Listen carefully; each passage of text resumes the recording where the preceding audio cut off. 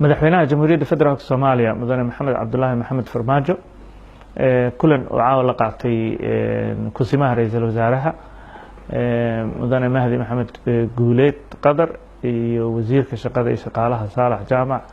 iyo wasiirka warfaafinta aniga ah wuxuu madaxweynaha jamhuuriyadda federaalka muxuu go'aamiyey in maalinta berito ah 15 May shaqaalaha dowladda la fasaxo iyadoo la weyneynayo qiimaha iyo qadarinta dhalinyaradii 13 SYL ee xornimada dalka u keenay ay wadankan ku leeyihiin si loo weyneeyo madaxweynuhu wuxuu shaqaalaha dowladda fasax siiyay maalinta beriya 15 May iyo si loo dhiirigeliyo dhalinyarada Soomaaliyeed doorka ay ka soo qaateen loo xasuusiyo xornimada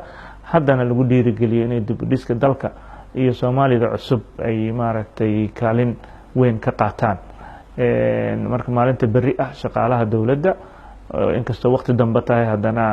waxaan ku wargelinaynaa in ay fasax yihiin munaasabadaas darteed.